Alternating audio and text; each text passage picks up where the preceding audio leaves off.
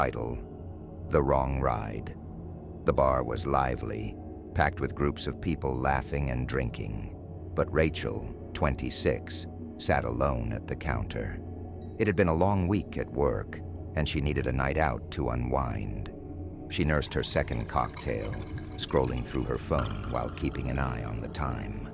It was nearly midnight, and she knew she'd need to get home soon.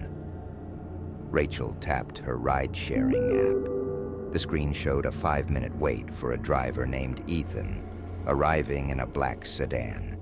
She finished her drink, tipped the bartender, and headed outside into the crisp night air. Rachel scanned the street. A few cars passed, but none matched the description of her ride. She leaned against the wall of the bar, her phone in hand. After a few minutes, a black car pulled up to the curb. She glanced at the app. No notification yet. The passenger side window rolled down. A man in his mid-30s with a friendly smile leaned out. "Rachel, need a ride?" She hesitated. "Are you Ethan?" The man nodded. "Yeah, sorry, the app's acting up. Hop in." Rachel glanced at the car. It was a black sedan, just like the app showed. Feeling the cold bite into her skin, she opened the door and climbed in. The man pulled into traffic, the city lights streaking past the windows. Rachel glanced at her phone. The app still hadn't updated. Weird, it's not showing the ride." The man shrugged. "Yeah, the app glitches sometimes." "So, long night?" Rachel nodded, trying to ignore the uneasy feeling creeping over her. "Yeah, just needed a break." The man smiled, but something about it felt wrong. Too wide, too forced. The unease in her stomach grew as she realized the car wasn't heading in the right direction. "Hey, I think you missed a turn. My place is back that way." The man didn't respond. His grip on the wheel tightened, his eyes fixed on the road. Rachel's voice wavered as she repeated herself. "Did you hear me? You missed the turn." "No, I didn't," he said calmly. Her heart sank. She glanced at the door handle, her fingers brushing against it. The car slowed as they reached a red light, and she seized the moment. "Actually, I think I'm just gonna get out here." She yanked on the handle, but it wouldn't budge. The child's safety locks were on. Panic surged through her veins as the light turned green and the car sped up. "Let me out, now." The man's smile faded, replaced by an expression she couldn't quite read. Calm, almost indifferent. "It's too late for that," he said. The city lights disappeared as the car turned onto a dark, empty road. Trees lined both sides, their branches reaching out like skeletal hands. Rachel frantically dialed 911 on her phone, but there was no signal. "Please, you don't have to do this," she pleaded. The man didn't answer. He drove in silence, the only sound the hum of the engine. Tears streamed down Rachel's face as she looked for anything she could use as a weapon. Her eyes landed on a half-full water bottle in the cup holder. It wasn't much, but it was something. Rachel grabbed the bottle and swung it at the man's face. He shouted, the car swerving as he tried to grab her hands. She clawed at his face, screaming as loud as she could. The car skidded to a stop on the side of the road. Rachel wasted no time. She unlocked her seatbelt, throwing her weight against the door. It opened, and she tumbled out onto the gravel. Rachel ran, her breath ragged, her legs burning as she sprinted into the woods. Behind her, the man shouted, his footsteps pounding against the ground. She didn't dare look back. Her phone's flashlight barely cut through the darkness, but it was enough to keep her moving. Branches scratched her face and arms as she stumbled through the underbrush, her heart pounding like a drum. Suddenly, everything went silent. No footsteps, no shouting, just the sound of her own labored breathing. She stopped, hiding behind a tree, her hand over her mouth to stifle her sobs. A voice broke the silence. "You can't hide forever, Rachel. the man said. Her blood ran cold. She stayed still, barely breathing as his footsteps grew louder. He was close, too close. Then the sound of sirens in the distance. Blue and red lights flashed through the trees. The man cursed, his footsteps retreating. Rachel collapsed to her knees, sobbing as the sirens drew closer. The police found her moments later, disheveled and shaking but alive. The man and his car were gone. The rideshare company later confirmed no driver named Ethan had been assigned to pick her up. To this day, Rachel refuses to take ride shares. She knows she got lucky. Next time, someone else might not.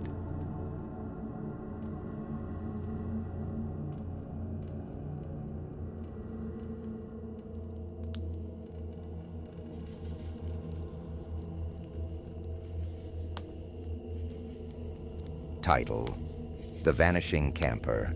The summer of 1995 was meant to be a weekend of relaxation for a group of 5 college friends. They'd driven to a remote campsite deep in the woods of northern Minnesota. The spot was isolated, the kind of place where cell phones, even if they'd had them back then, wouldn't work. No nearby rangers, no marked trails, just miles of towering pines, the murmur of a nearby river, and the soft crackle of their campfire. It was perfect, until it wasn't. On their second night, Laura, one of the quieter members of the group, mentioned feeling like she was being watched. The others laughed it off, teasing her for being too jumpy. But as they sat by the fire, passing around beers and telling stories, they all began to notice the unease. It wasn't a sound or a shadow, just a creeping sense that they weren't alone. Brian, the de facto leader of the group, dismissed it. It's just the wilderness messing with you.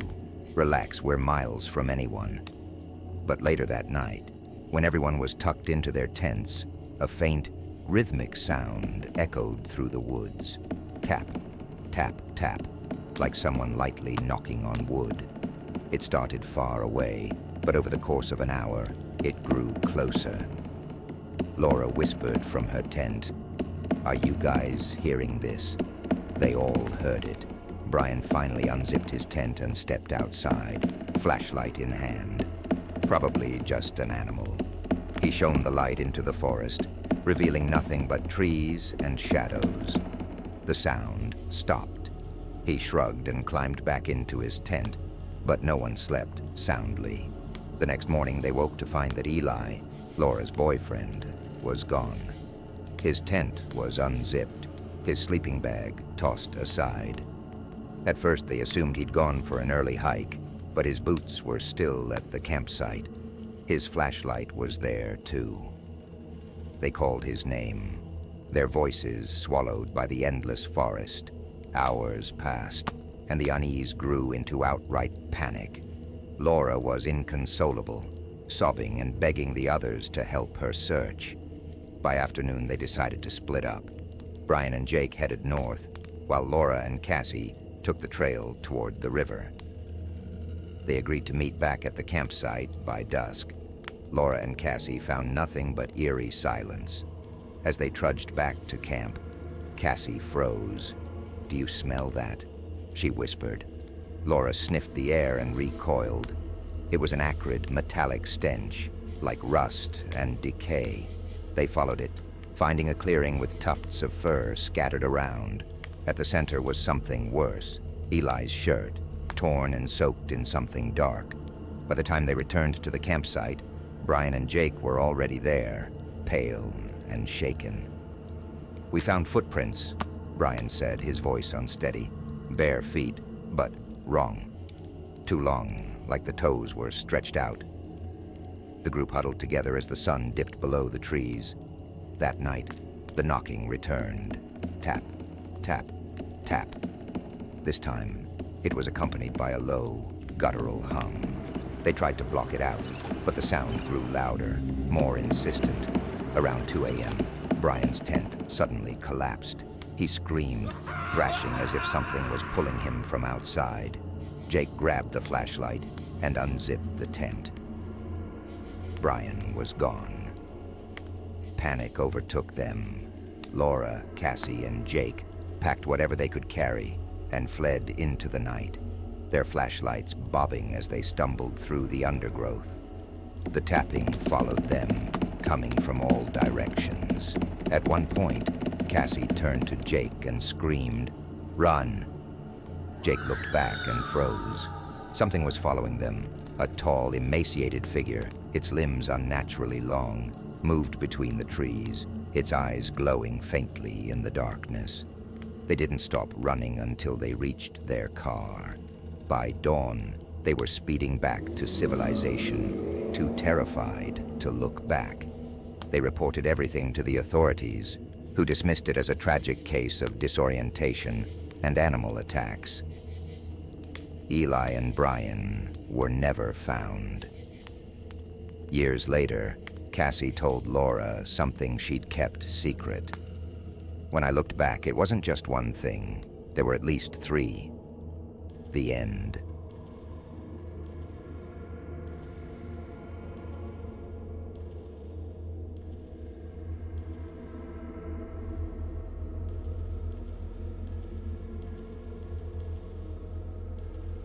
Title: The Locked Door. In the spring of 2002, Chris, age 31, moved into a small one-bedroom apartment in a quiet neighborhood on the outskirts of St. Louis. It wasn't much, but it was all he could afford after a recent divorce. The place had character: creaky floorboards, outdated wallpaper, and a closet door in the bedroom that wouldn't open. The landlord had brushed it off when Chris asked about it, claiming it was just an old door warped shut over time. At first, Chris didn't think much of it. He had bigger concerns, like unpacking and starting fresh. But as the days passed, he began to notice strange things. At night, while lying in bed, he'd hear faint noises, soft, rhythmic scratching coming from the direction of the locked closet.